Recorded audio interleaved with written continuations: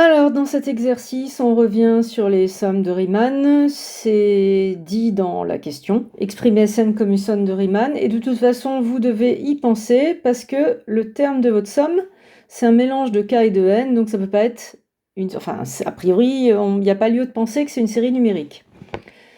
Je vous rappelle qu'il faut déclarer des données pour bien relier ça à une somme de Riemann. Et que si vous voulez bien déclarer vos données, par défaut, vous pouvez prendre l'intervalle 0,1, mais ce qui est important, c'est de ne pas laisser k tout seul. Il faut ici que vous ayez une formule en k sur n, de façon à pouvoir remplacer k sur n par x et récupérer la fonction f de x que vous déclarerez. Du coup, votre premier travail, c'est ça, c'est de reformuler Sn, ici, de façon à ne pas avoir k tout seul, mais k sur n. Donc là, au numérateur, pour avoir k sur n, il suffit de factoriser par n, c'est ce que j'ai fait. Et là, comme vous avez k au carré, eh bien vous factorisez par n carré. Comme ça, vous aurez k sur n, mais au carré. Voilà, il faut une formule en k sur n. Et là, les n se réduisent. Ici, vous voyez bien que si vous remplacez k sur n par x, vous avez quelque chose de cohérent. Vous avez 1 plus x sur 1 plus x2, une vraie fonction de x. Et il ne faut pas qu'il y ait n dans votre fonction. Ça n'aurait aucun sens. En plus, on a le 1 sur n devant, c'est l'idéal. On se doute qu'ici, en déclarant bien les données, on va tomber... Enfin, moi, je soupçonne qu'on va tomber pile poil sur une somme de Riemann. De toute façon, avec la question, j'ai pas de mérite à soupçonner ça. Et donc, je déclare mes données. L'intervalle, j'ai choisi l'intervalle par défaut 0,1. J'ai choisi k sur n, qui est la subdivision régulière par défaut associée à cet intervalle par défaut. Et ma fonction, j'ai pris 1 plus x sur 1 plus x2. Le 1 sur n, il va intervenir quand on va écrire la somme de Riemann associée à ces données. La somme de Riemann par défaut associée à ces données. J'ai oublié de déclarer les θk. Vous savez que dans une somme de Riemann, il y a aussi θk, donc il faut que je le mette. Soit θk égale xk pour tout k appartenant à 1n.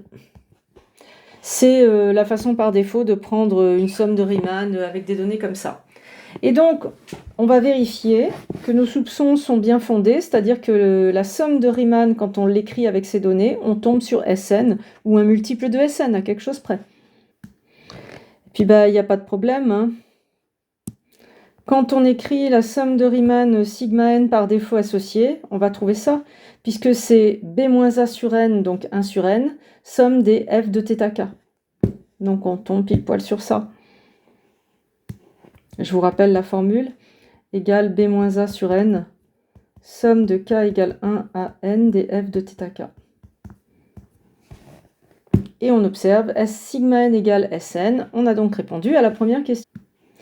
Maintenant qu'on a identifié Sn comme une somme de Riemann, eh bien il suffit de s'intéresser à la fonction.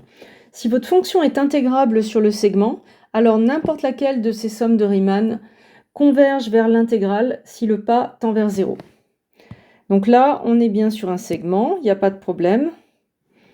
Et il suffit d'observer la continuité. F, elle appartient à C de 0,1 R. Et donc, elle est intégrable sur 0,1 parce que c'est un segment. Et donc, Sn, qui est une de ces sommes de Riemann, converge vers l'intégrale. Vous devez impérativement justifier que c'est intégrable avant d'écrire ça. Je vous le rappelle. Il ne reste plus qu'à calculer cette intégrale. Alors, c'est pas méchant du tout, parce que ça, c'est un élément simple de deuxième espèce totalement basique. Il n'y a pas de changement de variable à faire. On scinde la partie ici en x se primitive en ln et la deuxième partie se primitive en arctane. Et on récupère la valeur demandée, d'où le résultat, la limite de Sn, 1 demi de ln de 2 plus pi sur 4. On se retrouve pour la correction de la question suivante dans une autre vidéo.